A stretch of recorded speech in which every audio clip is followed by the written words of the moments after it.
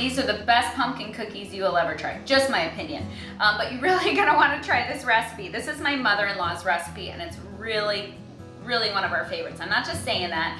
I put stuff up here that we actually do. So this is really good. But today I have a party that I'm going to. I'm making a double batch, but I'm gonna tell you the measurements as I do it for a single batch because that's what most people would do on a regular basis. So, all right, Mom's pumpkin cookies, here we go. Step one, we are going to get our KitchenAid mixer and we're gonna take a 1/2 cup of shortening and put that in our mixer and we're gonna cream that alone for a minute. Wow, that was loud. We're gonna cream that, my hands are slippery. Alone, just breaks down the shortening, gets it ready to mix in with the other ingredients better.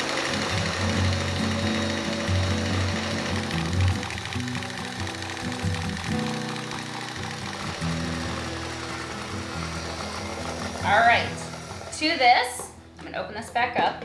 We are going to add 1 cup of brown sugar.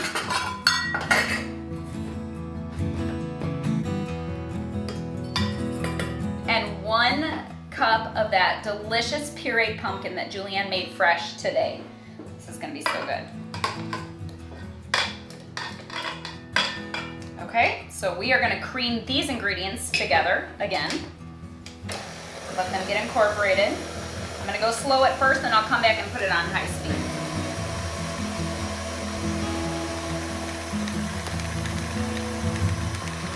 All right, we're gonna cream it on high now.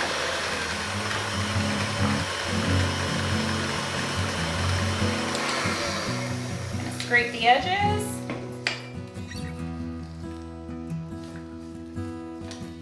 And the texture of these cookies, I'm gonna tell you, is more of a cakey cookie, which I am a big fan of. I'm not really much of a crispy cookie person, so these are right up my alley.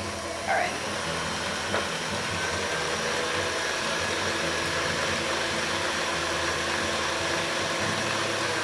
All right, I'm gonna turn that down and we're gonna add 1 egg.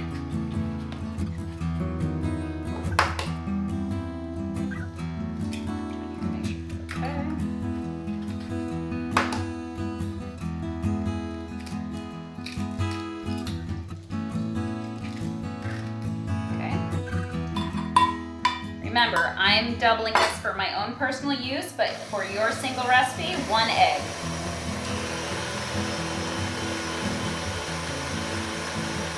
All right, I don't want to overbeat the eggs, but I want to make sure they're in there. Okay. Now let's start with some of our dry ingredients. All right, this is how we store flour. Here. We use it a lot, so it's just part of the deal. All right, now we're gonna add 2 cups of flour.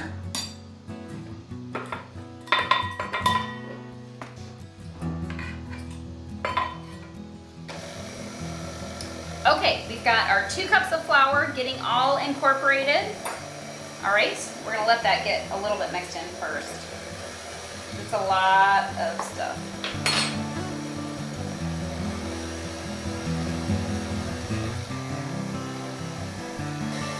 Scrape the sides, make sure we're getting all the flour mixed in.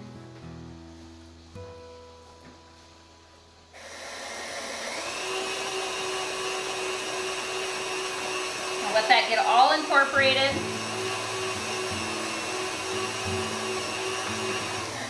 Okay, we're gonna let this keep going while we incorporate our baking powder, all right? And you are gonna need 1 teaspoon of baking powder, 1 teaspoon of salt. I do not, unlike my daughter, I do not measure my salt over the bowl, just in case. So 1 teaspoon of salt.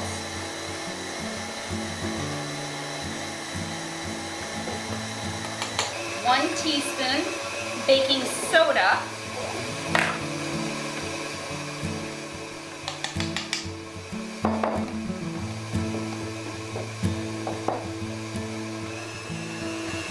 All right, we're gonna let this get mixed in and then we are gonna move on to our spices, which is what makes these cookies so good. I'm gonna scrape the sides real quick. Beautiful pumpkin color. and the spices are just gonna make it even better.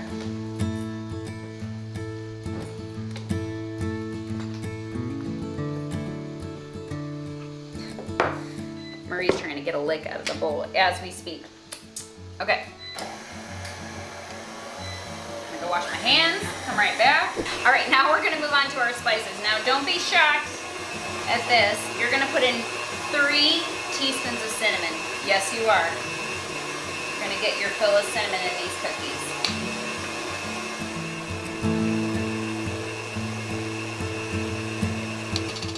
All right, our cinnamon is all mixed in. All right, now we are going to do a 1/2 teaspoon of nutmeg. Smells so good, you guys. All right.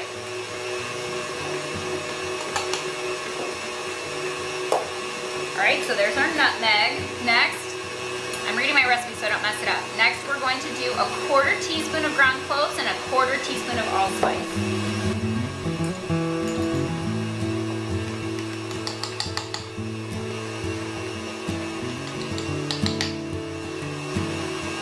And then finally for our spices, a 1/4 teaspoon of ground ginger. I mean, you can't go wrong with all these things, you guys. You know, it just screams fall. So good. Okay. We'll let this get all mixed in. Okay, so we have all of our delicious spices in there. My house smells amazing. It's like very fragrant in my nose right now.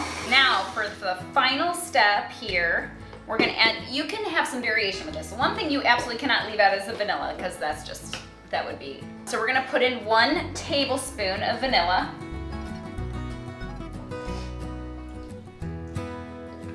Okay, there's that. And then you can put chopped nuts in here, but my kids prefer that I don't, but it's really good with like a 1/2 cup of chopped pecans. I'm just saying, it's delicious, but because I'm making it for the kiddos, I'm not gonna do that today. But my kids do like the raisins in this. So I'm gonna get into my raisins, and I am going to add a cup of raisins. But yeah, if you have the nuts and the raisins together, it's really good. You can actually leave the raisins out too. We have done that many times as well if someone doesn't like them, but my kids all like them. But these are just extras. You can add all sorts of things if you want.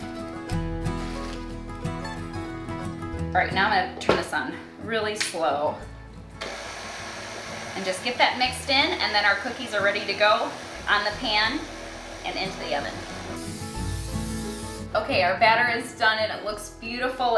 It's gorgeous. I don't know if you can see it in camera world, but it's beautiful and it's ready to go in our pans. The oven is already preheated to 375 degrees. I've got my pans here. They are greased and ready to go. And I'm gonna use my little cookie drop spoon to drop them. And we're gonna fill up these pans and then bake them for between 8 to 12 minutes. Just watch them. You don't want them to be overdone and dry out. So depending on how your oven bakes, just keep an eye on them, but between 8 and 12 minutes, all right?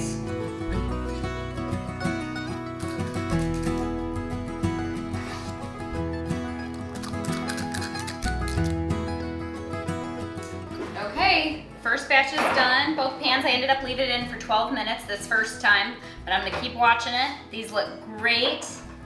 Like I said, they're very puffy and cakey and delicious. And this is so good with like a cup of cider or a hot cup of coffee. And yeah, so I know everyone's gonna enjoy it at the party tonight. So anyway, I'm gonna keep on getting these in the oven until we've used up all the batter. And then we'll be done.